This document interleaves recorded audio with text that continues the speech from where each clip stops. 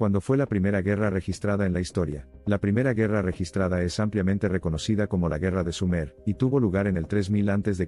aproximadamente. Dos ciudades-estado, Uruk y Umma, quedaron involucradas en un conflicto territorial. El rey sumerio Gilgamesh, conocido por sus hazañas legendarias, luchó en esta guerra, aunque los detalles específicos se han perdido con el tiempo. Interesante saberlo, pero siempre me intrigó pensar que existieron conflictos probablemente mucho antes, aunque no los tengamos documentados. Por ejemplo, hay evidencias de enfrentamientos entre grupos nómadas y sedentarios. Exactamente, antes de la escritura ya había violencia y conflictos. Lo que pasa es que, cuando se introdujo la escritura en Mesopotamia, fue la primera vez que los humanos documentaron un conflicto específico, lo que creemos que marca la primera guerra en la historia. Hay un enfrentamiento registrado que ocurrió alrededor del año 1200 a.C., conocido como la Batalla de Kadesh, entre egipcios y hititas.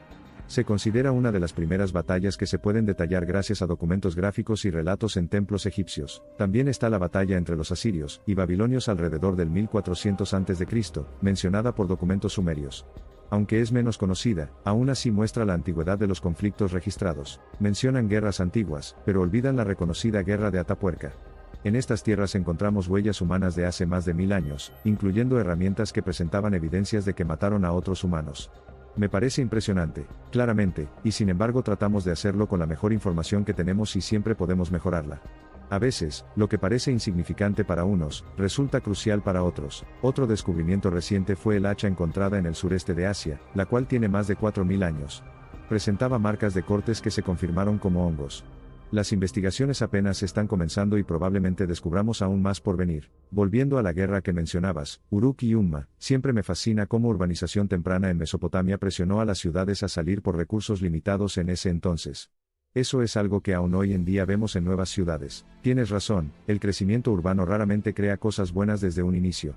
La modernidad sigue creando tensiones territoriales que recuerdan modelos antiguos, esto no cambia. Wow, ni conocía la guerra de Atapuerca, realmente eso es impactante. Me recuerdas que incluso antes de historia escrita esos conflictos ya sucedían entre grupos humanos primitivos. Pienso que quizás una guerra rutinaria no necesariamente tiene que quedarse en la memoria de una civilización. Pregúntate, ¿conoces detalles sobre la guerra de 1982 entre China y Vietnam? Yo tampoco. A veces lo cotidiano puede no parecer relevante. Exacto, ya olvidé eso de la guerra China-Vietnam, pero tiene muchísimo sentido. Justamente por eso creo que conocer estas guerras olvidadas ayuda a reflexionar sobre nuestra propia historia común, aunque difícil sea admitirlo. Me llama la atención cómo el concepto mismo guerra ha cambiado. Hace miles de años eran movilizaciones de cientos, ahora movemos millones.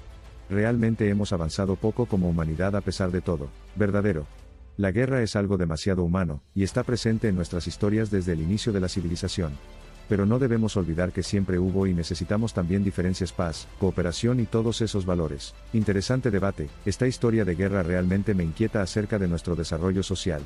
Creo que en ocasiones olvidamos importancia de la diplomacia, y construir puentes entre naciones para prevenir futuras guerras antes que atacarlas. Tienes razón, y aunque no somos perfectos, cada generación crea menos guerras en comparación con la anterior. Debemos seguir presionando para que la tendencia hacia la paz prevalezca, y la violencia deje de estar relacionada con nuestra historia. Creo que al hablar de las primeras guerras deberíamos preguntarnos, ¿qué sucedió en realidad justo antes de estas guerras? Siempre nos hemos centrado más en guerras en sí, que en qué pasó antes de que nos llevaran a ese punto. Históricamente se tiende a ignorar estas realidades. Por ejemplo, en invasiones violentas enseguida responsabilizamos a hombres poderosos, pero olvidamos contextos socioeconómicos más amplios también. Aquí reside nuestra mayor hipocresía como humanidad. Escuchando estas historias, incluso me siento orgulloso que tras todo eso, los seres humanos siempre supimos protegernos mutuamente y trabajar en conjunto alrededor del planeta, cuidando no solo nuestras tierras, sino también nuestros hijos. Interesante reflexión, me suena raro decirlo, pero quizás cuando mencionamos guerras en historia deberíamos cumplir años lejos de ellas. O quizás no enfatizarlas solo como nuestras experiencias en vez de revisarlas y reconstruir nuestros valores. Totalmente frustrante.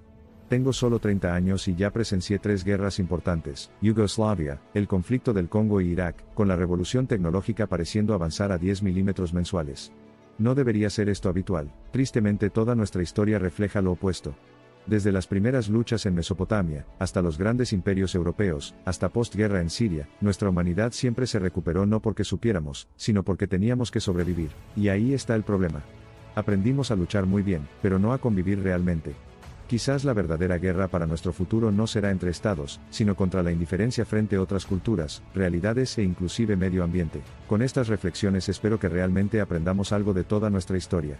Como atlas de civilizaciones, cada guerra fue una lección difícil, dolorosa, pero imprescindible. La historia debería enseñarnos a construir puentes antes que muros. Totalmente de acuerdo. Nunca olvidemos que para entender realmente de dónde venimos, tenemos que ver más allá del indicativo como del hecho mismo, y cuestionarnos constantemente nuestro lugar en esto llamado